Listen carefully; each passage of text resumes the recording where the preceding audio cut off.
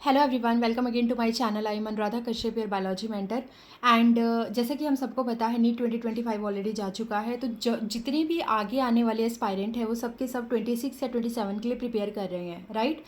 तो अब मैं ऑलरेडी यूट्यूब के ऊपर अपना एक फ्री बैच स्टार्ट कर चुकी हूँ, यूनिक बैच। एंड उसमें मैंने एनिमल किंगडम का इंट्रोडक्टरी वीडियो जो है वो स्टार्ट कर दिया है। मैं आपको पूरा कोर्स करवाने वाली हूँ। लेक्चर जो है वो हमारे एक टाइम पे रहेंगे, तो आप चाहो तो मेरा फ्री कोर्स ज्वाइन कर सकते हो जो यूट्यूब पे रहेगा। And these will be my own hand written notes. तो ये आपको मैं टेलीग्राम चैनल पे भी प्रोवाइड करवाऊंगी। लिंक जो है वो मैं डिस्क्रिप्शन बॉक्स में नीचे दे दूँगी, आप उसको जा करके ज्वाइन कर सकते हैं। एंड अगर आपको मेरा 1-to-1 जो लेक्चर हैं वो ज्वाइन करने हैं, एनरोल करने हैं, या फिर एक ग्रुप में अगर आपको क्लासेस लेनी है ऑनलाइन, तो वो पेन टैब के थ्रू प्रॉपरली आपको चीज़ें समझाई जाएंगी। उसके बारे में डिटेल में आपको सब कुछ टेलीग्राम चैनल पे बता दूंगी। मैं आप अपना एक टेलीग्राम डिस्कशन चैनल का लिंक भी नीचे डालूंगी, आप उसको जाकर के भी ज्वाइन कर सकते हैं। एंड मेरे चैनल की प्लेलिस्ट में जाकर के आप बहुत सारी यूज़फुल वीडियोस जो हैं वो देख सकते हैं। I know there are lot of respected teachers on YouTube जो बहुत ही अच्छे तरीके से हर चीज़ करवा रहे हैं। एंड मैं भी उनमें से एक होना चाहती हूँ, ताकि आप सभी का कुछ ना कुछ फ़ायदा हो सके। एंड आप मेरा चैनल चेक कर सकते हैं एक बार जा करके। यूनिक बैच जो है वो मैं अब स्टार्ट कर चुकी हूँ। एनिमल किंगडम का इंट्रोडक्टरी वीडियो मैंने वहाँ पे अपलोड कर दिया है। अब हम आगे आने वाले सारे फाइल को 1 बाय 1 डिस्कस करने वाले हैं। होपफुली सब कुछ बहुत स्मूथली रहेगा। एंड मैं कोशिश करूँगी कि ऑन टाइम आपका सारा सिलेबस कंप्लीट करवा सकूँ with my own hand written notes. And of course हम हर चीज़ की डिटेल में जाएंगे, और इतना ज़्यादा ओवर नहीं कराऊंगी जिससे कि आपके दिमाग से सारी चीज़ें ऊपर निकल जाएं, आपको कुछ समझ में ना आए। ऐसा हम कुछ नहीं करने वाले हैं। हम इतना करेंगे जो नीट के लिए सफिशिएंट होगा। जैसा कि आप सभी को पता है, आपकी बार नीट 2025 का पेपर जो था वो बहुत हार्ड रहा है, बहुत लेंदी रहा है। तो मैं साथ में कुछ और चीज़ें भी शुरू करूँगी, जिसमें हम NCERT स्निपी कंप्लीट करेंगे। यानी हमारा एक पूरा NCERT जो है उसका हम एक रिकैप लेते रहेंगे पूरा चैप्टर वाइज, वो भी मेरा रहेगा। एंड द सेकेंड थिंग जो मैं सोच रही हूँ अभी इनिशिएट करने के लिए, जो मेरी कम्युनिटी पोस्ट पे आपको टाइम टू टाइम सारी की सारी अपडेट्स मिलती रहेंगी, वो रहेगा एक्चुअल में PYQ, है ना। हम क्या करेंगे, हर चैप्टर के PYQ जो है वो साथ साथ करने की कोशिश करेंगे। बट उससे पहले मैं ये चाहती हूँ कि हम अपनी थ्योरी को कंप्लीट कर सकें अच्छे से। तो जिन्होंने भी मेरा अभी तक इंट्रोडक्शन का वीडियो नहीं देखा है एनिमल किंगडम का, वो प्लीज़ जा कर के मेरे चैनल को गो थ्रू कर लीजिएगा। हर चीज़ की एक प्रॉपर प्लेलिस्ट अब आपको मिलने वाली है। मैं नीट 2026 और 27 वाले बच्चों के लिए बहुत ज़्यादा होपफुल हूँ कि वो मेरे चैनल के थ्रू अगर स्टडी करते हैं तो आई एश्योर यू कि आपके बहुत अच्छे मार्क्स आ सकते हैं। आप सिर्फ बहुत अच्छे तरीके से जितना भी मैं पढ़ा रही हूँ आप उस पर फोकस करिएगा, और टाइम टू टाइम जब हम अपना PYQ करेंगे तो आप उनको भी केयरफुली बना पाएंगे। तो पहले जाकर के इसका इंट्रोडक्टरी वीडियो देख लीजिएगा, फिर ही आगे स्टार्ट कीजिएगा, वरना समझ नहीं आने वाला है। तो मैं एक एक करके फाइलम समझा रही हूँ। इंट्रोडक्टरी वीडियो में मैंने आपको बता दिया था कि जो एनिमल्स होते हैं उनकी क्या क्या प्रॉपर्टी होती हैं, किंगडम एनिमिलिया में क्या क्या आता है। हमने देखा था कि जब हम किंगडम की बात करते हैं तो हमने सब किंगडम पैराजोआ की बात की थी, फिर सब किंगडम यूमेटाजोआ की बात की थी। Okay sorry. तो एक एक करके अभी हमने ना ये वाले फाइलम पढ़ने हैं, लेकिन सबसे पहले हम पढ़ेंगे पॉरीफेरा। तो जो हमने कुछ खास कैरेक्टर देखे थे, जैसे कि we discussed about the level of organisation, हमने पढ़ा था पूरा। थोड़ा सा ना फोकस इस चीज़ पे करना कि मैं क्या बोल रही हूँ, क्योंकि नोट्स आपको मैं सारे दे दूँगी, अच्छे से समझाऊंगी भी। और अगर आपको जो जो चीज़ें मैं बोलती जा रही हूँ वो साथ में प्रॉपरली विजिबल होंगी, है ना। तो पूरा मत सोचना कि ये आधा कवर हो रहा है, ये वो मत सोचिएगा। प्लीज़ बी विद मी, तब ताकि आपको चीज़ें क्लियर हो सकें। तो लेवल ऑफ ऑर्गेनाइजेशन हमने कंप्लीट कर लिया था, जिसमें मैंने आपको बताया था cellular level, tissue level, organ system level, है ना। ये सब हम कर चुके हैं। उसके बाद हमने देखा था कि जो जर्म लेयर होती हैं, जर्म लेयर कितने लेवल की होती है, कौन कौन सी होती हैं, उसके बारे में जब हमने डिस्कस किया था तो हमें एक चीज़ समझ में आई थी। ओके, आई होप अभी विजिबल होगा। हमने जर्म लेयर को कंप्लीट कर लिया था, हमने बॉडी प्लान के बारे में बात कर ली थी, तो ये सब हो चुका है। इसको मैं डिटेल में अभी नहीं करा रही हूँ दोबारा से। उसके अलावा हमने देखा था जो सीलोम है, जो बॉडी कैविटी है, उसके बारे में हमने डिस्कशन किया था। जैसे कि हमारे सिलोमेट, स्यूडोसिलोमेट, हमने यूसिलोमेट की बात की थी। फिर हमने क्या देखा था, हमने देखा था टाइप्स जो होते हैं वो सिमेट्री के कौन कौन से टाइप होते हैं, जैसे सिमेट्रिकल हो गया, रेडियली सिमेट्रिकल हो गया, या फिर बाइलेटरली सिमेट्रिकल हो गया। इस सब के बारे में हम डिस्कस कर चुके थे। देन हमने कंप्लीट किया था हमारा सेगमेंटेशन का टॉपिक, कि जो सेगमेंटेशंस होती हैं वो कैसे होती हैं। फिर हमने नोटोकोड के बारे में डिस्कस किया था, वो सब मैं आपको बता चुकी हूँ। तो please go through that video, otherwise आपको नहीं समझ समझ में आने वाला। लेक्चर 1 है मेरी जो चैनल है उसमें सबसे ऊपर आपको मिल जाएगी। एंड उसके बाद हमने एडिशनल पॉइंट कुछ कवर किए थे, जैसे रिप्रोडक्टिव सिस्टम हो गया, circulatory system, respiratory system, digestive system, fertilisation, ये सब हम ऑलरेडी कर चुके थे, है ना। सो आज का हम टॉपिक जो स्टार्ट करने जा रहे हैं बेटा, that is about the Porifera. तो पॉरीफेरा के बारे में अब हम डिस्कस करेंगे। तो चलिए स्टार्ट करते हैं पॉरीफेरा को। ओके देखो, हमारा सबसे पहला फाइलम जो था वो था Porifera. Porifera, okay let's start. Porifera जो होता है, पोरीफेरा पोर्स बियरर, यानी ऐसे ऑर्गेनिज्म जो पोर्स को बियर करते हैं उनको बोला जाता है पॉरीफेरा। देखो इसकी स्टडी को क्या बोलते हैं, उनकी स्टडी को बोला जाता है parazoology. Parazoology is basically the study of Porifera, है ना।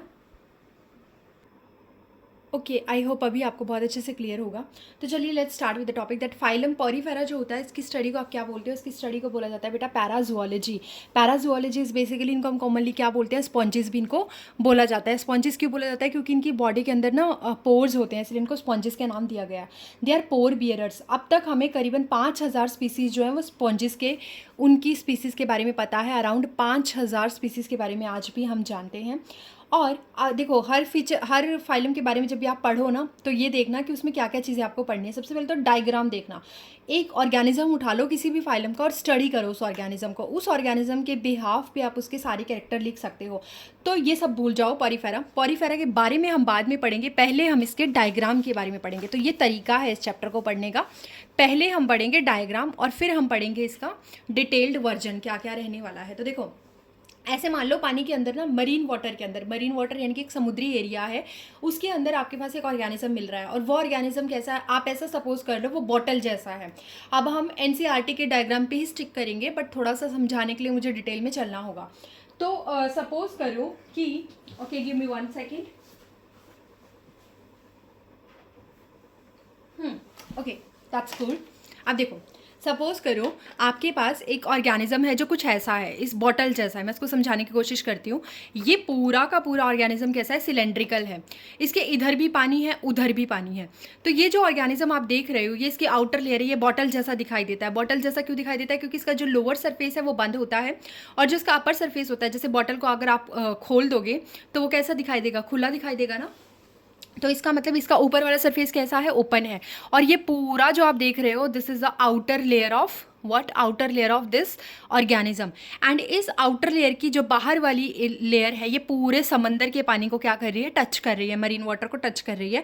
और जिसके अंदर आप देख रहे हो, जैसे बॉटल के अंदर कैविटी है, खाली स्पेस है जहाँ पे आप पानी भरते हो, तो वही स्पेस इस ऑर्गेनिज्म के अंदर भी आपको दिखाई देगा। तो 3D में कुछ ऐसा इमेजिन करो कि ये ऑर्गेनिज्म जो है वो एक बॉटल की तरह दिखाई देता है, और बिल्कुल बॉटल के जैसा ही है। उसका एक बेस है, उसकी साइड वाली लाइन्स हैं आउटर लेयर, और जो अंदर वाली कैविटी को टच हो रही है उसको इनर लेयर बोल दो। और यहाँ पे इसके पास एक ओपनिंग है। ये ओपनिंग क्या हो गई, इसकी एंट्री पॉइंट हो गई या फिर इसका एग्जिट पॉइंट हो गई, और अभी मैं बताऊंगी क्या पॉइंट होता है।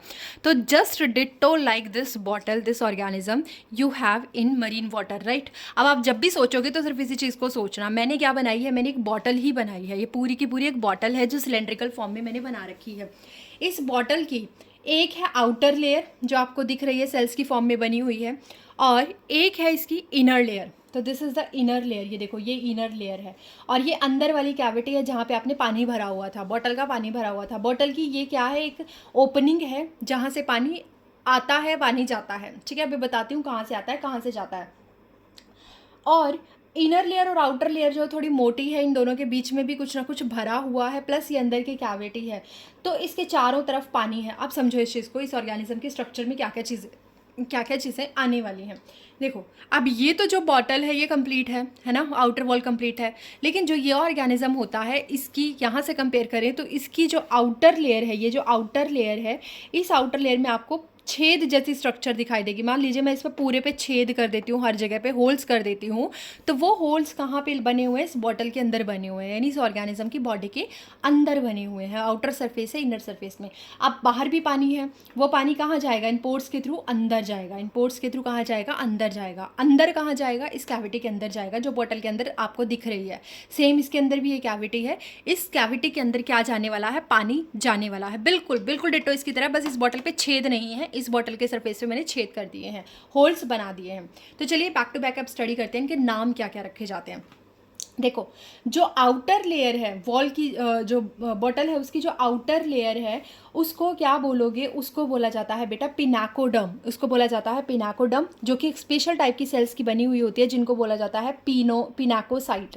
पिनाकोसाइट, ठीक है। उसके बाद इसी तरीके से अंदर वाली लेयर भी है जो डायरेक्ट किसके टच में है, बॉटल की इंटरनल एनवायरनमेंट के टच में है। इस अंदर वाली लेयर को बोला जाता है choanoderm. This internal layer is known as choanoderm. Choanoderm, and ये आपके एनसीईआरटी में दिया गया है कि कोएनोडम को अगर आप अंदर से देखोगे ना तो यहाँ पे एक स्पेशल टाइप की सेल्स आपको दिखाई दे रही हैं। This are the special type cells. इन सेल्स को आप क्या बोलते हो, इनको बोला जाता है coenocytes.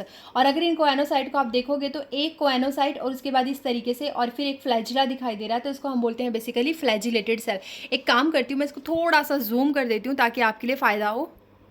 Okay, now it's great. अब देखो, समझाने के लिए सिर्फ आउटर लेयर हो गई पिनाकोडम, जो बाहर की लेयर आपको दिख रही है। जो इंटरनल लेयर आपको दिखाई दे रही है ना, दिस इज द कोएनोडम। कोएनोडम में अंदर की लेयर पे ये जो आप स्ट्रक्चर देख रहे हो, ये वाली स्ट्रक्चर, इसको बोला जाता है कोएनोसाइट। और अगर एक कोएनोसाइट को उठाओगे तो उसमें ये फ्लैजिला दिखाई देता है, इसको बोला जाता है फ्लैजिलेटेड सेल कोएनोसाइट, और इसीलिए इसका एक और नाम रख दिया गया है कोलर सेल। तो अंदर वाली लेयर कोएनोसाइट जो है, कोएनोडम जो है, that is lined by choanocyte, उसमें फ्लैजिलेटेड सेल होती है। बाहर वाली लेयर जो है पिनाकोडम है, ये किससे बनी हुई है, it is made up of pinacocyte. ये पिनाकोसाइट की बनी हुई होती है। इस बाहर वाली लेयर और अंदर वाली लेयर के बीच में ना आपको एक बीच बीच में छेद दिखाई देंगे, जैसे बॉटल के ऊपर मैंने छेद किए थे। तो इन छेद्स को, इन जो होल्स हैं, इनको बनाने वाली जो सेल्स होती हैं उनको बोला जाता है पोरोसाइट। इनको बोला जाता है बेटा porocyte. And what they create pores, and in pores को क्या बोला जाता है, ओस्टिया बोला जाता है। जो वॉल के ऊपर मैंने बहुत सारे छेद बनाए हैं, बहुत सारे होल्स बनाए हैं, इनको ओस्टिया बोला जाता है। There many number, this is a question of NEET कि जो ओस्टिया होते हैं वो नंबर में कितने होते हैं, तो your answer should be many. जो ओस्टिया होते हैं वो बहुत सारे होते हैं नंबर में, ठीक है।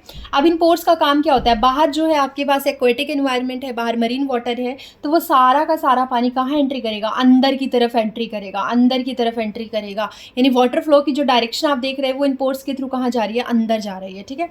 अब बाहर वाली लेयर और अंदर वाली लेयर, इन दोनों के बीच में अगर आप ये क्रॉस साइन देखोगे और ये जो टिश्यू देखोगे भरा हुआ है, इसको हम बेसिकली क्या बोल रहे हैं, पूरे को, इस जेली लाइक सब्सटेंस को हम बोलते हैं मीजनकाइम, या फिर हम इसको बोलते हैं मीजोग्लिया।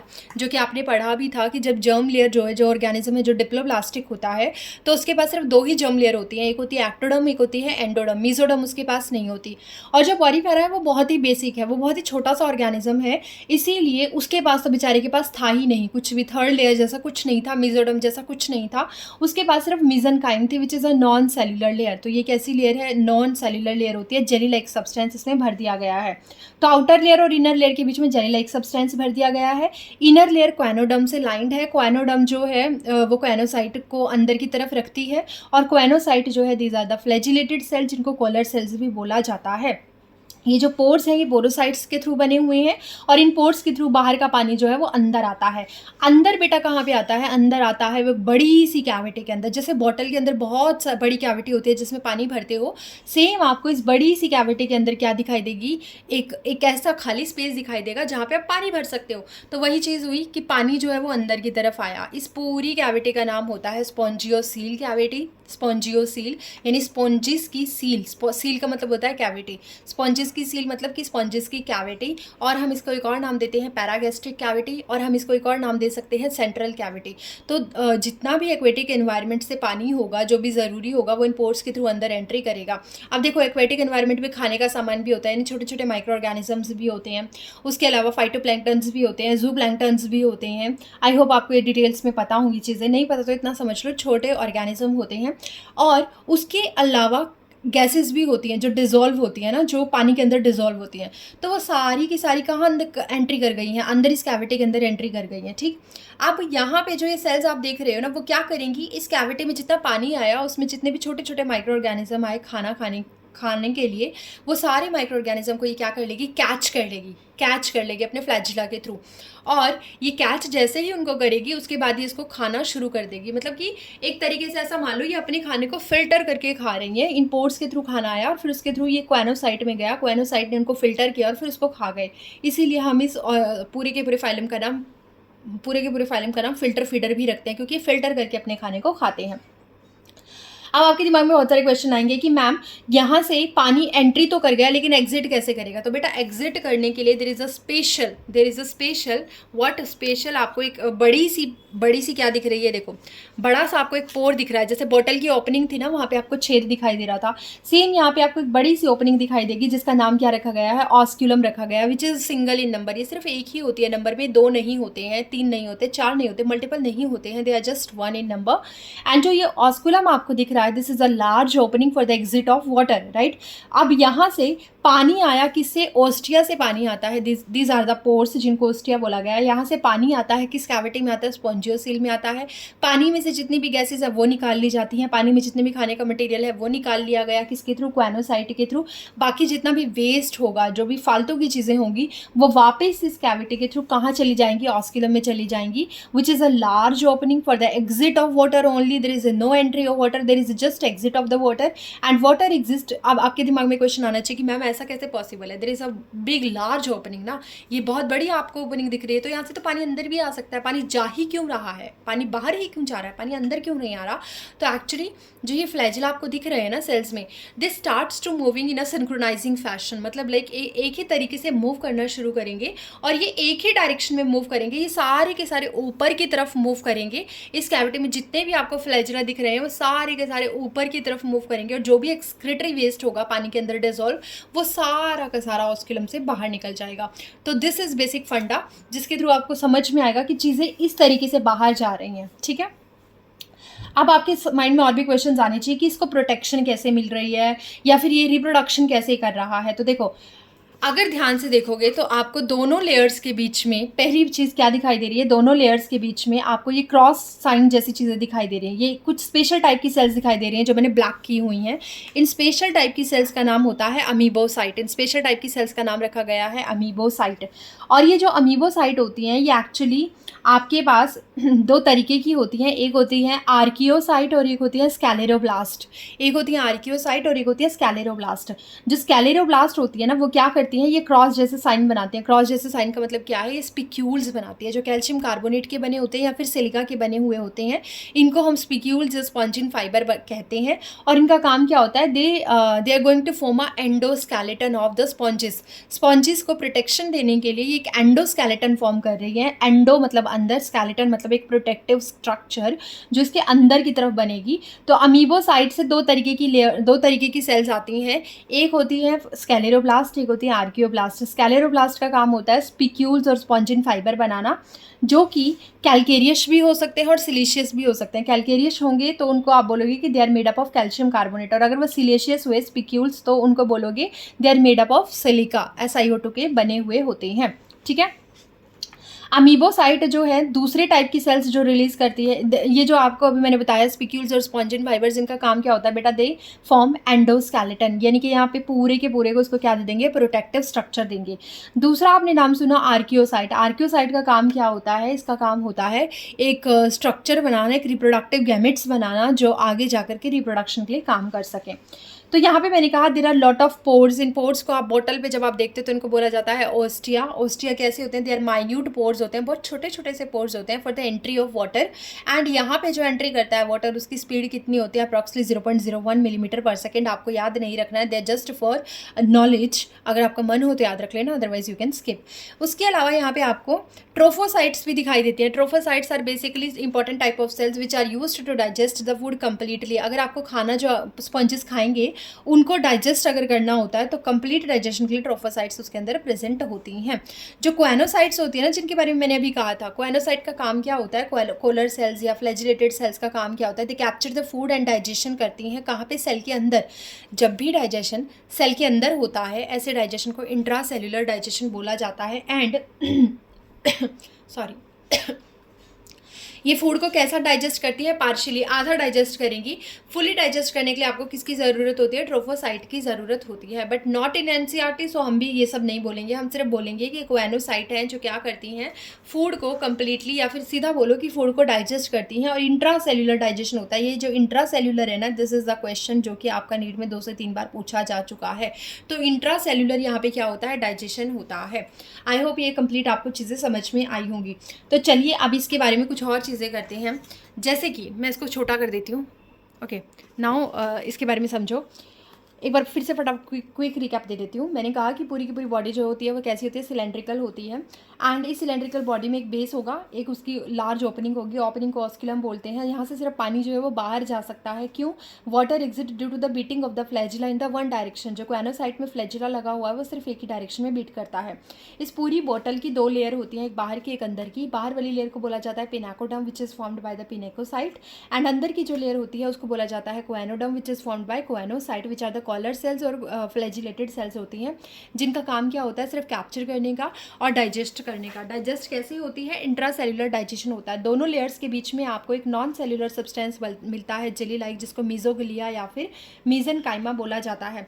इसमें आपको स्पेशल टाइप की सेल्स मिलती हैं। कुछ ऐसी सेल्स मिलती हैं जो इसका एंडोस्केलेटन बनाने के काम आती हैं। जैसे अमीबोसाइट यहाँ पे मिलेगी, जिसका काम क्या होता है, स्कैलेरोब्लास्ट यानी कि स्पॉन्जिन फाइबर बनाना या फिर सिलेशियस स्पाइक्यूल्स बनाना, है ना, जिनका दोनों का काम क्या है, प्रोटेक्शन देने का। एक कैल्शियम कार्बोनेट के बने होते हैं, एक सिलिका के बने हुए होते हैं।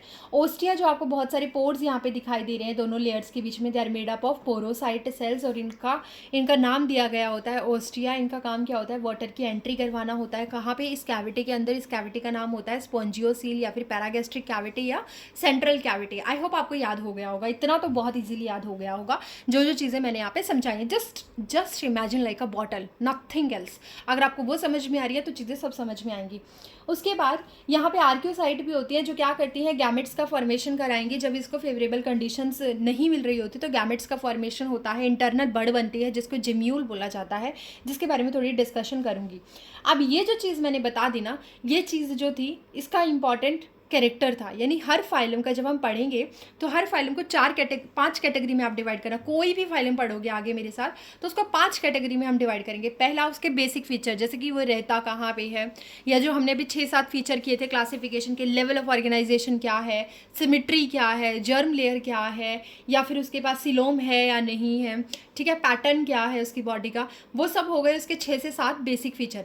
फिर हम पढ़ेंगे उसकी फिजियोलॉजी, जैसे वो डाइजेशन कैसे करता है, उसके में जो रेस्पिरेशन है वो कैसे होता है, उसमें सर्कुलेशन कैसे है, एक्सक्रीशन कैसे है, या फिर नर्वस सिस्टम उसका कैसे है, या फिर उसमें जो सेंसरी ऑर्गन है वो कैसे काम कर रहे हैं, और फिर उसका रिप्रोडक्टिव ऑर्गन कैसा है, कैसे काम करता है रिप्रोडक्टिव सिस्टम, है ना। तो ये पूरा का पूरा ह्यूमन फिजियोलॉजी के लाइन टू लाइन 7 चैप्टर है 11th और 12th में मिलाकर के 7 से 8 चैप्टर हैं। वही 7 से 8 पॉइंट आपको हर फाइलम के लिए कवर करने हैं। तो 2 चीज़ें हो गई, एक तो बेसिक फीचर हो गया, एक फिजियोलॉजिकल फीचर हो गया। बेसिक फीचर में हैबिटेट को ज़रूर मेंशन करना कि हैबिटेट कहाँ है, कैसा है, टेरेस्ट्रियल है या फिर एक्वेटिक है, और हैबिट कैसी है उस ऑर्गेनिज्म की, जैसे कि वो कार्निवोरस है, ऑमनिवोरस है, छोटे ऑर्गेनिज्म पे फीड करता है, वॉटेवर, है ना, तो वो चीज़ें हम उसमें इंक्लूड कर सकते हैं। बॉडी टाइप, बॉडी कैसी दिखाई देती है, वो भी हम इसमें इंक्लूड कर सकते हैं। उसके बाद 2 फीचर कंप्लीट होने के बाद आपको तीसरी चीज़ क्या करनी है, हर एक फाइलों का एक स्पेशल कैरेक्टर होता है, उसके बारे में डिटेल में पढ़ना होता है। तो लाइक इसमें आपके पास जो स्पेशल कैरेक्टर मैंने समझाया है, this is the water canal system. Remember, मैं आपको वाटर कैनाल सिस्टम पढ़ा रही हूँ। There is one water vascular system जो आप इकाइनोडर्मेटा के अंदर पढ़ोगे, जो कि आपको थोड़ा एडवांस दिखाई देगा, वो है वाटर वेस्कुलर सिस्टम। आज हम डिस्कस कर रहे हैं वाटर कैनाल सिस्टम, जो कि सबसे बेसिक एनिमल है, बेसिक एनिमल के अंदर पाया जाता है, जो कि है आपके स्पॉन्जेस। तो वाटर कैनाल सिस्टम को एस्कॉन टाइप का मैंने पढ़ाया है। डिफरेंट टाइप के होते हैं, जैसे एस्कॉन टाइप हो गया, साइकोन टाइप हो गया, है ना, तो डिफरेंट टाइप के होते हैं ये। लेकिन मैंने आपको जो पढ़ाया that is about the ascon type.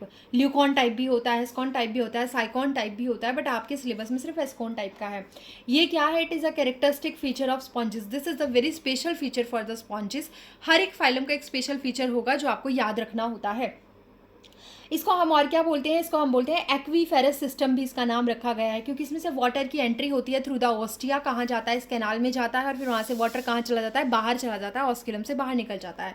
तो ये सारी चीज़ें जो है 3 पॉइंट मैंने आपको बताए। 4th पॉइंट क्या होता है, उस फाइलम का एग्जाम्पल आपको लर्न करने होंगे। जितने भी example that is given in your NCERT that is more than sufficient, आपको उससे ज़्यादा नहीं करने हैं। तो आपको एनिमल के एग्जाम्पल करने हैं, सॉरी फाइलम के एग्जाम्पल करने हैं। And the last 5th point is a diagram in your NCERT. तो जो भी डायग्राम आपकी एनसीईआरटी में दिया गया है आपको वो कवर करना है। डायग्राम जो है वो एनिमल का दे रखा होगा, आपको वो डायग्राम कवर करने हैं। ओके, तो सॉरी फॉर डिस्टर्बेंस, थोड़ा सा है ना नॉइस हो सकता है, बट कोऑपरेट करना। देखो, अभी यहाँ पे मैंने 5 चीज़ें बता दी, दोबारा रिपीट कर देती हूँ। एक बेसिक फीचर करना है, एक फिजियोलॉजिकल फीचर करना है, तीसरा आपको उस फाइलम का जो पर्टिकुलर जो स्पेशल कैरेक्टर है, स्पेशल कोई डायग्राम है या स्पेशल कोई फीचर है वो आपको पढ़ना है। फोर्थ आपको क्या करना है, एग्जाम्पल रटने हैं। फोर्थ आपको एग्जाम्पल रटने हैं जो भी एनसीईआरटी में, और फिफ्थ आपको डायग्राम रटने हैं जो एनसीईआरटी में दिए गए। बस हर फाइलम के साथ ये 5 चीज़ें कर लेना, आपका फाइलम कंप्लीट। तो यहाँ पे हमने स्पेशल फीचर जो है वो कंप्लीट कर लिया है। अब हम क्या करेंगे, मेन पे जाएंगे। देखो स्पेशल फीचर करने से क्या हो गया ना, हमारी चीज़ें आसान हो गई। अब हमें हर टर्मिनोलॉजी पता होगी। इस चैप्टर में ना टर्मिनोलॉजी भी गजब की आएंगी, भर भर के आएंगी। तो प्लीज़ अपना एक पेज छोड़ लेना, आराम से उस पर टर्मिनोलॉजी लिखते चले जाना जहाँ पे आपको कन्फ्यूज़न होने वाला है।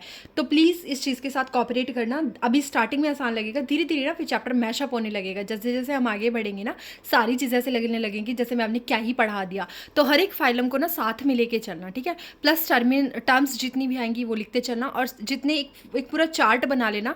उस पूरे चार्ट में आप क्या करोगे, आप उस पूरे चार्ट पे एग्जाम्पल वगैरह लिख के रखोगे, ठीक है। तो उसकी टेंशन मत लो, मैं एक पूरा चार्ट बनाऊंगी आपके लिए A3 शीट पे। वो मैं आपको दिखाऊंगी कि उसमें क्या क्या चीज़ें आप बना करके अपने सामने लगा सकते हो, ताकि आप डेली उसको याद करो। इसमें हेडेक नहीं लेना है, क्या क्या चीज़ें हैं वो मैं सारी आपको करा दूंगी। Don't worry, don't take tension, ठीक है। तो चलो यहाँ पे आते हैं। अभी हम क्या करेंगे, अब हम बैक चलते हैं और समझने की कोशिश करते हैं हमने पढ़ा क्या क्या। अब आपको ना बहुत सारी चीज़ें ईजी लगने लगेंगी। देखो फाइलम पॉरीफेरा पढ़ा क्योंकि इसमें पोर्स थे। पोर्स को क्या बोला हमने, ओस्टिया। बहुत सारे थे ना नंबर में, तो इनको बोला ओस्टिया। तो ओस्टिया है, पोर्स है, इसलिए इनको पोर बियरर बोला जाता है।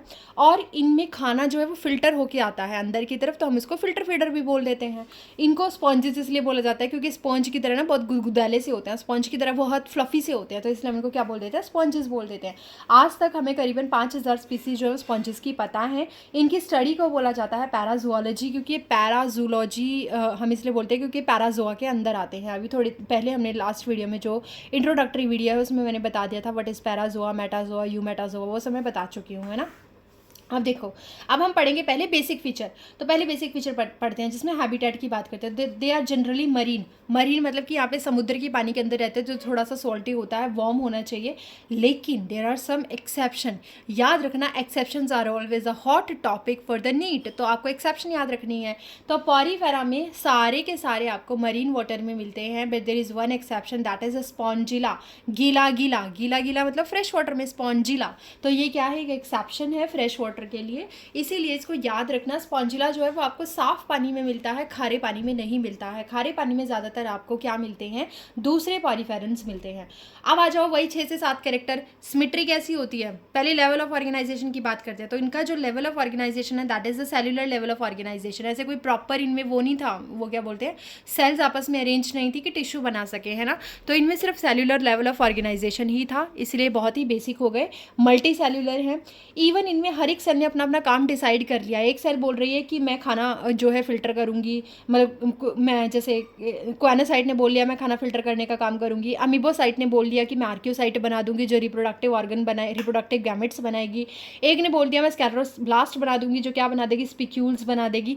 तो सबने कहा हम अपना अपना काम क्या करते हैं, डिवाइड कर लेते हैं। So there is some division of labour is also present among them. इनके बीच में ना आपस में डिवीजन ऑफ लेबर दिखाई देता है कि आधा आधा काम क्या कर लेते हैं, डिवाइड कर लेते हैं। तो cellular level of organization, that is important line, actually division of labor is also present in them. and cellular level है, multicellular होते हैं। there is a no we can say no grouping of cells, इसलिए tissue नहीं बन पाते। उसके अलावा ये ज़्यादातर एसिमेट्रिकल होते हैं, यानी कि आप इनको किसी भी प्लेन से काटो आपको ज़्यादातर एसिमेट्रिकल ही मिलेंगे, but there are some exception जो आपको रेडियली सिमेट्रिकल मिल सकते हैं। यानी कि अगर आप उनको किसी भी प्लेन से कट कर लो वो आपको इक्वल हाफ ही देने वाले हैं। अब यहाँ पे एक बात लिखी गई है कि एडल्ट स्पॉन्जेस जो होते हैं दे आर सेसाइल और sedentary but larvae are motile. यानी कि जो बड़े हो गए स्पॉन्ज, एक होता है कि लार्वा बनना, मतलब कि मैंने बता दिया है लास्ट वीडियो में, इंट्रोडक्टरी वीडियो में, कि जब फर्टिलाइजेशन इनडायरेक्ट होता है ना तो बीच में एक लार्वा बनता है। जैसे हम हैं ह्यूमन, हमारे अंदर हमारी जो मदर होती है वो डायरेक्ट हमें ही बर्थ देती है। हमारा कोई ऐसे लार्वा नहीं बनता है कि वो लार्वा पहले बनेगा और फिर वो डेवलप होकर के हम बनेंगे, नहीं। हमारे में डायरेक्ट स्टेज आती है, तो हमारे में डायरेक्ट डायरेक्ट फर्टिलाइजेशन हो रहा है, डायरेक्ट डेवलपमेंट हो रहा है एक्चुअली। लेकिन जो छोटे ऑर्गेनिज्म होते हैं उनमें क्या होता है, एक लार्वा बनता है जो एक मिड स्टेज होती है और फिर एक अडल्ट बनता है। तो लार्वा यहाँ पे बनेंगे, लेकिन वो लार्वा जो होंगे वो अलग होंगे आपके अडल्ट से। अडल्ट जो होता है ना वो हमेशा आलसी की तरह बिहेव करता है। जैसे ये बॉटल थी, मैंने आपको दिखाई थी ना, ये बॉटल क्या करेगी, इसको एक रुकने के लिए एक जगह चाहिए, तो ये जाकर के बैठ गई, चिपक गई। किस पे चिपकी, इस सबस्ट्रेट पे जाकर चिपकी। इस कागज़ को अगर मैं एक सबस्ट्रेट, एक ऑब्जेक्ट मान रही हूँ, तो हम इसको एक सब्जेक्ट की, एक सबस्ट्रेट की तरह ट्रीट करेंगे। और ये मेरा क्या था, स्पॉन्ज था, ये आकर के यहाँ पे चिपक गया, तो ये अडल्ट था। इसीलिए हम इसको बोलेंगे कि मेरा अडल्ट जो है यहाँ पे स्पॉन्जेस का, वो क्या है, सीडेंट्री है, सेसाइल है, वो रुक जाता है, वो बैठ जाता है एक सबस्ट्रेट के ऊपर। लेकिन जो लार्वा होता है उसको घूमना फिरना पसंद है, वो आराम से मोटाइल होता है। ठीक है। उसके बाद यहाँ पे एक्सेप्शन आपने देख ली, फ्रेश वाटर जो है वो स्पंजिला होता है। उसके बाद इनके पास क्या होती है, दे हैव कोएनोफ्लैजिलेट्स और कोलर सेल हम इनको बोलते हैं। मैंने समझाया भी था, जो स्पॉन्जियोसील होती है, जो बोतल के अंदर की कैविटी होती है उसकी तरफ जो सेल्स लाइन करती है, उनको कोएनोसाइट्स बोला जाता है। कोएनोसाइट की स्ट्रक्चर कुछ ऐसी दिखाई देती है। कोएनोसाइट में अगर आपको दिख रहा हो, विजिबल होगा, एक मिनट, ओके अभी विजिबल है। तो ये कोएनोसाइट आपको दिख रही है ना, इस कोएनोसाइट में अगर आप देखोगे तो पूरी की पूरी ये सेल है। इस सेल का ये सेल न्यूक्लियस है, ये सेल में सेल बॉडी है, ये सेल में एक छोटा सा फूड वैक्यूल है। फूड जो है वो यहीं पे डाइजेस्ट होना है। तो ये इसका फ्लैजिला है। फ्लैजिला क्या करेगा, बाहर जो स्पॉन्जियोसील में पानी आया है थ्रू ऑस्टिया, उसमें से फूड को कैप्चर कर लेगा और इसको अंदर की तरफ भेज देगा। फिल्टर होगा यहाँ पे फूड। ये कॉलर दिखाई दे रहा है आपको, कॉलर ऑफ माइक्रोविलाई, बहुत सारी माइक्रोविलाई हैं जो एक कॉलर, एक ग्रुप बना रही हैं। और फ्लैजिला क्या करता है, directly toward the inner side of the body and continuously beating, ये कंटिन्यूअसली क्या करता रहता है, बीट करता रहता है, जो वाटर के करंट को क्या करता है, मेंटेन करता है अंदर की तरफ। It is filter the food, इसीलिए हम इनको क्या कहते हैं, फिल्टर फीडर कहा जाता है। और जो डाइजेशन है वो सेल के अंदर हो रहा है, कॉलर सेल के अंदर हो रहा है, इसीलिए हम इस डाइजेशन को बोलते हैं intra cellular digestion. I hope ये दिख गया होगा, इंट्रा सेल्यूलर डाइजेशन। ठीक है। अब आ जाओ वापस इन दोनों की, देखो हमेशा ना there is a connecting link between two phylum. जैसे इससे पहले वाला फाइलम प्रोटोजोआ था which is unicellular eukaryote, and the next phylum is porifera which is multicellular eukaryote. तो there is a connecting link between the two phylum जो कि connect कर रहे हैं दोनों को। उनके पास फीचर्स होते हैं दोनों के, यानी कि उसके पास प्रोटोजोआ का फीचर भी होगा, उसके पास कुछ फीचर स्पॉन्जिस के भी होंगे। तो यहाँ पे जो कनेक्टिंग लिंक है between the protozoa and the porifera is proterospongia. आपकी चॉइस है, याद करना चाहो कर लेना, वरना छोड़ देना। चलो अब बॉडी स्ट्रक्चर की बात करें, जो ऑलरेडी मैं बता चुकी हूँ, रिपीट नहीं करूंगी, बिल्कुल समझ लो। एक बॉटल ले लो, हाथ में समझते चलना। बॉडी स्ट्रक्चर की बात करें तो बॉडी के पास दो लेयर होती है, बाहर वाली पिनाकोडर्म होती है, अंदर वाली क्वेनोडर्म होती है। मैं समझा चुकी हूँ, बाहर वाली पिनाकोडर्म होती है, अंदर वाली क्वेनोडर्म होती है। इन दोनों लेयर्स के बीच में एक non cellular jelly like substance भरा होता है जिसको मेसेनकाइमा बोलते हैं, या फिर आप मिजोग्लिया भी बोल सकते हो। ठीक है। ये किसको होल्ड करते हैं, पिनाकोडर्म और क्वेनोडर्म को। बॉडी कैविटी यानी जो अंदर की तरफ है, बॉटल में अंदर की तरफ जहाँ पे आप पानी भर के स्टोर करके फ्रिज में रख देते हो, वो जो कैविटी है वो बॉडी कैविटी क्या बोलते हैं, उसको स्पॉन्जियोसील बोला जाता है या पैरागैस्ट्रिक कैविटी बोला जाता है। अब गैस एक्सचेंज कैसे होगी, अब क्योंकि अब ये हम फिजियोलॉजिकल फीचर्स साथ साथ पढ़ रहे हैं यहाँ पे। देखो अब इस ऑर्गेनिज्म में हमने देखा डाइजेशन कैसे हुआ है। डाइजेशन आपको समझ में आ गया, ओस्टिया के थ्रू पानी अंदर आया स्पॉन्जियोसील में, उसमें पानी में खाने का कुछ था, वो खाने का किसने उठा लिया, फ्लैजिला के थ्रू कोएनोसाइट्स ने उठा लिया, और उन कोएनोसाइट्स ने उनको फिल्टर करके क्या कर दिया, इंट्रासेल्युलर डाइजेशन करा दिया। तो डाइजेशन कैसा हुआ है, digestion is on the microscopic food particle, बहुत छोटे पार्टिकल पे डाइजेशन हुआ है।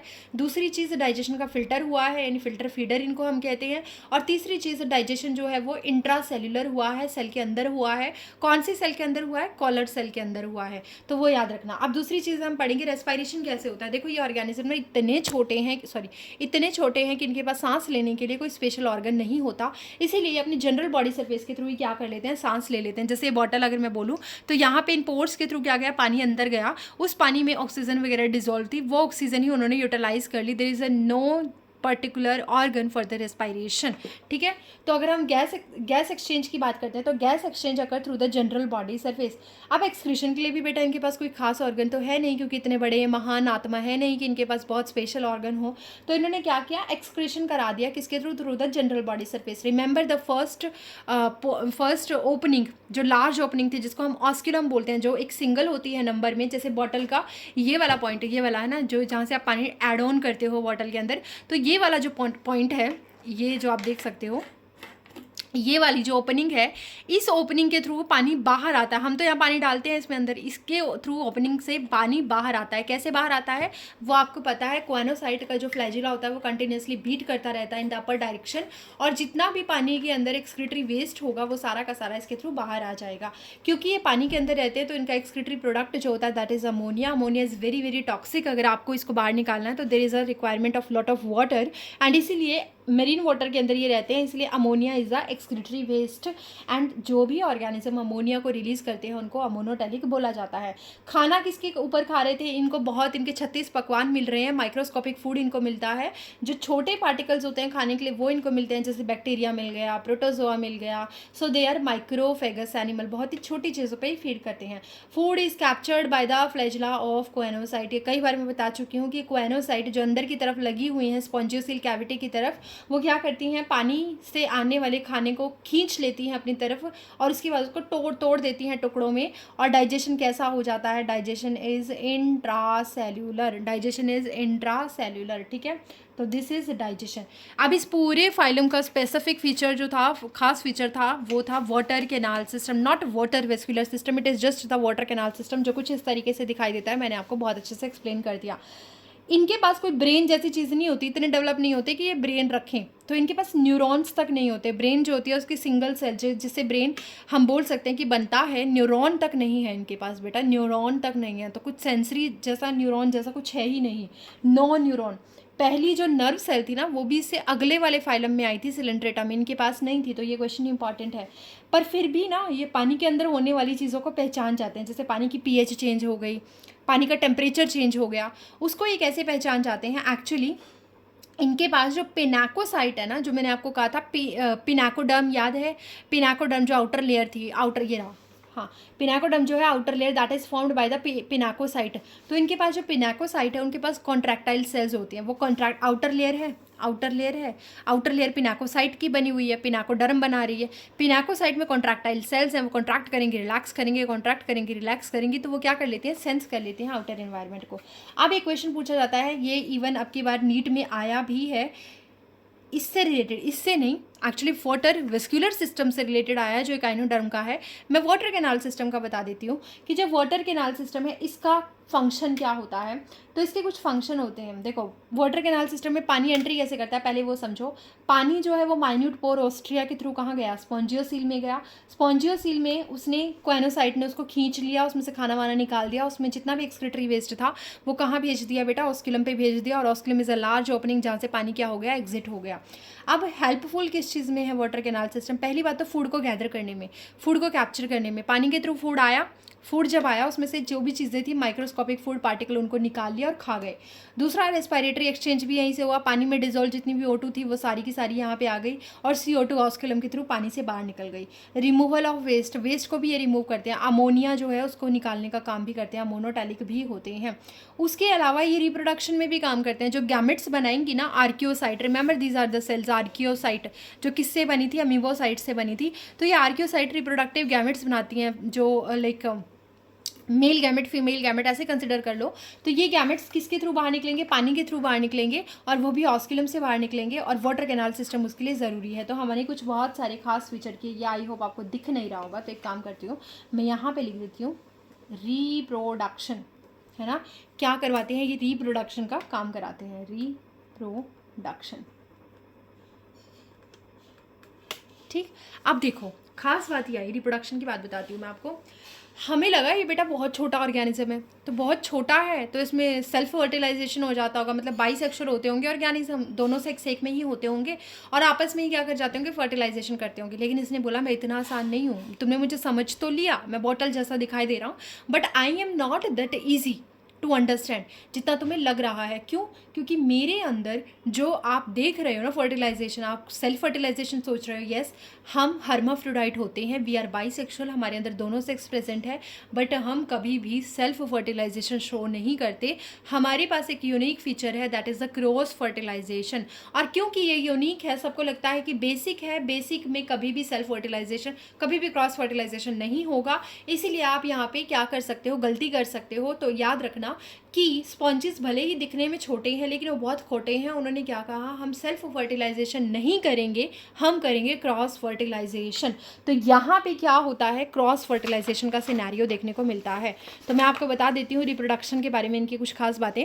रिप्रोडक्शन, पहली बात तो सेक्सेस आर नॉट सेपरेट, यानी कि मेल और फीमेल दोनों एक के अंदर ही हैं। तो चकमा दे रहे हैं ना, हमें लगेगा कि सेल्फ फर्टिलाइजेशन होने वाला है, बट ऐसा नहीं था। हर्माफ्रोडाइट होते हैं, हर्माफ्रोडाइट है लेकिन इनमें फीमेल जो है वो पहले मेच्योर हो जाती है, प्रोटोगाइनी कंडीशंस है। फीमेल के जो गनेड्स होते हैं दे मेच्योर फर्स्ट, इसीलिए इसको किसकी ज़रूरत पड़ती है, क्रॉस फर्टिलाइजेशन की ज़रूरत पड़ती है। अब दोनों तरीके से रिप्रोडक्शन कर सकता है। जब फेवरेबल कंडीशंस होती है तो स्पॉन्जेस आपस में टूट जाते हैं, फ्रेगमेंटेशन हो जाती है और नया स्पॉन्ज ग्रो कर जाता है। बडिंग हो जाती है, जैसे यीस्ट में आप आज तक देखते आए हो, यीस्ट में एक छोटी सी बड लगेगी, फिर वो बड थोड़ी सी मेच्योर होगी, फिर वो डिटैच हो जाएगी फ्रॉम द मेन बॉडी और उसके बाद वो ग्रो करेगी, एक नया यीस्ट बना लेगी, है ना, जो आपने फंजाई में देखा होगा एस्कोमाइसीटीज में। लेकिन यहाँ पे these are under the favourable condition, fragment और बडिंग। लेकिन अगर अनफेवरेबल कंडीशंस हुई तब क्या, अनफेवरेबल कंडीशंस के लिए इसको अपनी जनरेशन आगे रखने के लिए अपने कुछ गैमेट्स को सेव करके रखना पड़ता है, और उस गैमेट्स को सेव करने के लिए बढ़िया स्पेशल टाइप की इंटरनल बड बना लेती है। जो ऊपर वाली बडिंग मैंने बताई वो तो एक्सटर्नल बनती है, बाहर की तरफ बनती है। जैसे मान लीजिए ये आपका क्या था, स्पॉन्ज था, इसके यहाँ पे क्या लग गई, एक छोटी सी बड लग गई, है ना, लेकिन ये तो आउटर बनी। अब इसके अंदर बना लो, एक अंदर ना बड़ी सी बड बना के रख लो, जिसको बोला जाता है इंटरनल बड, और इसी को हम बोलते हैं जिम्यूल फॉर्मेशन। ये कब बनती है, it formed during the unfavourable condition, और ये कई सालों तक डॉर्मेंट पीरियड में रह सकती है, इनएक्टिव रह सकती है। ये कुछ ऐसी दिखाई देती है। इसको प्रोटेक्ट करने के लिए चारों तरफ आपको स्पॉन्जेस फाइबर दिखाई देंगे, स्पिक्यूल्स बोला जाता है जिनको। इसके अंदर आपको एक छोटा सा छेद दिखाई देगा, माइक्रोपाइल, और इसमें पूरा एक मटके जैसी जो स्ट्रक्चर दिखाई दे रही है, इसमें छोटी छोटी सेल्स जो रखी हुई हैं, these are the archaeocyte, these are the totipotent cell. अगर ये कहीं गिर गई निकल के तो ये क्या बना सकते हैं, they can form the complete organism, they can form the complete sponges. तो आर्कियोसाइट क्या होती है, they are the totipotent cell, they can form sperm and ova. जब ज़रूरत पड़ेगी स्पर्म एंड ओवा बना देंगे, और डिफरेंट स्पॉन्जेस के स्पर्म एंड ओवा क्या करेंगे, फर्टिलाइज कर जाएंगे, क्रॉस फर्टिलाइजेशन हो जाएगा और एक नया ऑर्गेनिज्म बन जाएगा। सेक्सुअल में आपको पता है ये गैमेट्स बनते हैं, जैसे कि अभी मैं बता रही हूँ, मेल का स्पर्म बनेगा, फीमेल का ओवा बनेगा और फर्टिलाइज कर जाएगा आपस में, ठीक है। फर्टिलाइजेशन कैसे होगी, माइक्रोपाइलर एंड वो होगा जहाँ से आर्कियोसाइट बाहर निकल के जा सकती है during the unfavourable condition. Unfavourable condition में ये अंदर की तरफ बनी हुई है, पूरी बॉटल के अंदर बनी हुई है, बॉटल की कैविटी में मान लो रख दी है ना, बॉटल तो मर गई, बॉटल तो खत्म, क्योंकि अनफेवरेबल कंडीशंस थी, लेकिन ये प्रोटेक्टिव रही। प्रोटेक्ट करने वाला कौन था, ये था। अब जैसे ही दोबारा फेवरेबल कंडीशंस आई तो ये माइक्रोपाइलर एंड जो है यहाँ से बाहर निकलने लग जाएंगी, आर्कियोसाइट और स्पर्म और ओवा बनाएंगे और फर्टिलाइज होकर के एक नया क्या बना देंगी, स्पॉन्ज बना देंगी। फर्टिलाइजेशन कैसा होना है, फर्टिलाइजेशन होना है इंटरनल, यानी एक स्पॉन्ज की बॉडी के अंदर होने वाला है। मीजेनकाइमा एरिया जो था, मीजोग्लिया जो कि दो जर्म लेयर के बीच में थी, जैसे कि आपने पढ़ा पिनाकोडर्म और क्वानोडर्म, इन दोनों के बीच में जो एरिया था वहाँ पे फर्टिलाइजेशन होती है। स्पॉन्जेस हमेशा प्रोटोगाइनी होती है, यानी कि ओवा जो होते हैं वो पहले मेच्योर हो जाते हैं, स्पर्म बाद में मेच्योर होते हैं। इसीलिए तो डिफरेंट आप क्या लेते हो, स्पॉन्जेस लेते हो। एक स्पॉन्जेस में स्पर्म मेच्योर हो चुके हैं, एक स्पॉन्जेस में ओवा मेच्योर हो चुके हैं, और दोनों के दोनों क्या कर जाएंगे, क्रॉस फर्टिलाइजेशन करेंगे। क्रॉस फर्टिलाइजेशन कहाँ करेंगे, जो मेल के स्पर्म होंगे वो ऑस्किलम के थ्रू एंट्री करेंगे, वोस्टिया के थ्रू एंट्री करेंगे, और जो मीजेनकाइमा है, जो मीजोग्लिया है, जो लेयर है नॉन जेली लाइक सब्सटेंस की, वहाँ पे बैठे हुए होते हैं आपके कौन, वहाँ पे बैठी हुई होती हैं आर्कियोसाइट से बनी हुई गैमेट्स, ओवा, और वहाँ पे जाकर के वो फर्टिलाइजेशन करेंगे, उसको हम बोलते हैं इंटरनल फर्टिलाइजेशन। उसके अलावा जो क्वानोसाइट का फ्लैजिला होता है, वो यही चीज़ मैंने बताई है कि जो क्वानोसाइट का फ्लैजिला होता है वो क्या करता है, स्पर्म को कैप्चर कर लेता है और उसको पास कर देता है कहाँ पे, ओवा के पास, और फिर वहाँ से मीजेनकाइमा में वो पहुँच जाता है। वहाँ पे ऑलरेडी क्या बैठा है, ओवा बैठा है, स्पर्म वहाँ पहुँच के क्या कर लेगा, फर्टिलाइज कर देगा। फर्टिलाइज हो गए, एग था, स्पर्म था, दोनों फर्टिलाइज होकर के जाइगोट बना, जाइगोट में छोटे छोटे टुकड़े हुए जिसको क्लीवेज बोलते हैं, और फिर उससे एम्ब्रियो बना। अब एम्ब्रियो क्या है, actually not embryo, we can say larva बना। अब ये जो लार्वा था, it is a free swimming flagellated larva, और ये सेटल हो गया और इसने मेटामॉर्फोसिस की। मेटामॉर्फोसिस का मतलब होता है अपनी शेप को चेंज करते रहना, मेटामॉर्फोस करना, शेप को चेंज करते रहना, और ये किस में कन्वर्ट हो गया, लार्वा में, सॉरी अडल्ट में कन्वर्ट हो गया। क्योंकि यहाँ पे लार्वा प्रेजेंट है इसलिए डायरेक्ट डेवलपमेंट कभी भी नहीं हो सकता। हम बोलते हैं डेवलपमेंट कैसा है, इनडायरेक्ट है। लार्वा जो होता है, ये बहुत इंपॉर्टेंट लाइन है, लार्वा जो होता है इसका, that is larva is morphologically distinct from the adult. तो जो अडल्ट जैसा दिखाई दे रहा है, अडल्ट से टोटली डिफरेंट होता है लार्वा। और ये नीट में कई बार पूछ चुके हैं कि जो स्पॉन्जेस का लार्वा होता है दैट इज़ टोटली और कंप्लीटली मॉर्फोलॉजिकली सिर्फ बाहर से दिखाई कैसा देता है, अलग दिखाई देता है from the adult. Larva ciliated होते हैं और फ्री स्विमिंग होते हैं, अडल्ट सिडेंट्री और सिसाइल होते हैं, एक ही जगह जा करके बैठ जाते हैं। ठीक है, एग्जाम्पल आपको याद नहीं रखने लार्वा के, एम्फीब्लास्ट हो गया, पैरेन्काइमुला हो गया, रेगोन हो गया, ये सब आपको याद नहीं रखना है। ठीक, अब आ जाइए कुछ एग्जाम्पल जो इंपॉर्टेंट है। डायग्राम आप एक बार एनसीईआरटी से ज़रूर रेफर कर लीजिएगा स्पॉन्जेस के, अदरवाइज़ मैं अभी तो नहीं कर पाऊँगी, थोड़ा मुझे टाइम चाहिए है। And I think eight the end of the June मैं एक एनसीईआरटी सीरीज़ भी स्टार्ट कर दूंगी। मेरा पहला ही चैप्टर है ये यूनिक बैच का, जिसमें मैं एनिमल किंगडम को कंप्लीट करवाऊंगी। पहले हम एक एक करके कंप्लीट करेंगे, है ना, तो थोड़ा सा हमारे लिए फ़ायदेमंद रहेगा। एग्जाम्पल करते हैं जो एनसीईआरटी के, पहले वो कर लेते हैं। स्पॉन्जिला, गीला गीला स्पॉन्जिला, तो ये फ्रेश वाटर स्पॉन्ज है। यू स्पॉन्ज या कॉमन बाथ स्पॉन्ज, जो आप घर में बर्तन साफ़ करने के लिए स्पॉन्ज देखते हो ना, ये पहले बहुत यूज़ किए जाते थे, इनको यू स्पॉन्जिया बोला जाता था। कॉमन बाथ स्पॉन्ज, नहाने के लिए भी इनको यूज़ कर लेते हैं हम। उसके बाद ये देखो यहाँ पे लिखा भी है use for bathing rubbing scrubbing, है ना, कंसिस्ट ऑफ स्पॉन्जिन फाइबर। हमें चुभता क्यों नहीं है? क्योंकि इसमें स्पॉन्जिन फाइबर बने होते हैं। अगर इसमें स्पिक्यूल्स होते हैं ना, सिलिका और कैल्शियम कार्बोनेट के बने हुए, तब बड़ी दिक्कत हो जाती, तब रैशेस कर देता। लेकिन यहाँ पे स्पॉन्जिन फाइबर होते हैं, आजकल तो आर्टिफिशियल मिलते हैं, तो it can hold water. Third है आपके एनसीईआरटी में जो दिया गया, that is a sycon which is a crown sponge और अर्न स्पॉन्ज, और स्काइफा भी हम इसको बोलते हैं। तो आपको सिर्फ 3 याद रखने हैं। स्पॉन्जिला विच इज़ अ गीला गीला फ्रेश वाटर स्पॉन्ज, दूसरा Euspongia which is a common bath sponge, and third is a Sycon Scypha. तीनों का एनसीईआरटी में डायग्राम दे रखा है। उसके अलावा you can remember also Cliona which is a boring sponge. ये क्या करता है? छेद कर देता है किसी जगह पे, है ना, तो इनको हम बोरिंग स्पॉन्ज या सल्फर स्पॉन्ज बोल देते हैं। No need to remember. Hyalonema जो होता है इसको आप ग्लास रॉप स्पॉन्ज बोलते हो। यूप्लैक्टिला जो है इसको विनस फ्लावर बास्केट बोला जाता है। इसको एज अ वेडिंग गिफ्ट भी दिया जाता है जापान में, क्योंकि इस यूप्लैक्टिला के अंदर एक्चुअली एक सर्टेन स्पीसीज होती है श्रिम्प्स की, उसमें मेल और फीमेल दोनों आकर के इसके अंदर रहने लग जाते हैं, और जब तक रहते हैं तब तक वो मर नहीं जाते। तो इसीलिए इसको एक इंडिकेशन माना जाता है कि वेडिंग वाले कपल को दिया जाता है, ताकि उनके लिए भी एक अच्छी शुभकामना दी जा सके कि वो भी तब तक साथ रहें जब तक उनकी ज़िंदगी है। तो as a wedding gift in Japan ये दिया जाता है यूप्लैक्टिला। ल्यूकोसोलेनिया जो है it is a smallest sponge. Clear? पहले कभी हम क्लासिफिकेशन कराते थे हर एक फाइलम का, बट अब ये सब कुछ सिलेबस से हट चुका है, इसलिए आपको याद नहीं रखना। कैलकेरिया हेक्साटोनिलिडा डेमोस्पोंजिया जो थी इसकी क्लासेस हुआ करती थी। नो नीड टू रिमेंबर, इसलिए मैं एम्फेसाइज नहीं कर रही हूँ। तो आपका फर्स्ट फाइलम कंप्लीट हो चुका है, and this is your sponges complete हो गया है पूरा का पूरा। आई होप आपको ये समझ भी आ गया होगा। नेक्स्ट फाइलम हम शुरू करेंगे सिलेंट्रेटा, जिसको आप निडेरिया भी बोलते हो। एक एक दो फाइलम हम हर एक क्लास में कंप्लीट करेंगे। 1 आवर की मैक्स टू मैक्स क्लासेस रहा करेंगी आपकी, and it is a very large chapter, beautiful chapter. आप चाहो तो इसके डायग्राम गूगल पे search, sorry not diagram, example, आप चाहो तो इसके एग्जाम्पल जो है वो गूगल पे सर्च करके भी देख सकते हैं, आपको बहुत सुंदर लगेंगे। एंड रिलेट करके पढ़ना, और दूसरी चीज़ एक डायग्राम, एक पूरा का पूरा चार्ट बना लो इसके ऊपर, जहाँ पे आप इसके एग्जांपल एक साथ लिख सको, ताकि आपको याद रहे कि किसके एग्जांपल कहाँ पे आने वाले हैं। क्योंकि इसके एग्जांपल हैं बहुत बहुत ऐसे मान लो गंदे से हैं, आपको याद नहीं होने वाले एकदम से। तो आप कोशिश करो कि इनको बार बार लिख के देखो, बार बार रिपीट करो अपने आप से, तब चीज़ें समझ में आएंगी। तो चलिए मिलते हैं फिर नेक्स्ट वीडियो में, जहाँ पर मैं आपको कराने जाऊँगी क्या, हम पढ़ेंगे नेक्स्ट फाइलम सिलेंट्रेटा, और होपफुली टिनोफोरा भी हम पढ़ेंगे। तो हमने यहाँ पे 5 चीज़ें कवर की हैं। हमने बेसिक फीचर कवर किया, हमने फिजियोलॉजिकल फीचर कवर किया, हमने डायग्राम जो बेसिकली स्पेशल फीचर है किसी फाइलम का, वाटर कैनाल सिस्टम, हमने वो कवर किया है। फिर हमने एग्जाम्पल कवर किए हैं। 5th चीज़ मैं आपके ऊपर छोड़ रही हूँ, डायग्राम आप एक बार एनसीईआरटी से ज़रूर देख लीजिएगा, जब तक मैं एनसीईआरटी स्टार्ट नहीं करवा रही हूँ। ठीक है, टेलीग्राम चैनल को ज्वाइन कर लीजिए, वहाँ पर मैं आपको अगर आप चाहते हो तो मैं आपके इसके notes as a PDF at the end of the chapter ज़रूर प्रोवाइड करवा दिया करूँगी, जब हमारा पूरा चैप्टर हो जाएगा। यूनिक बैच आपको आगे से इसी बैच में मेरी सारी चीज़ें मिलने वाली हैं, और ये बैच मेरा पूरा का पूरा 25 से 26 27 वाले बच्चों के लिए रहने वाला है, होपफुली ऑनवर्ड्स भी रहेगा।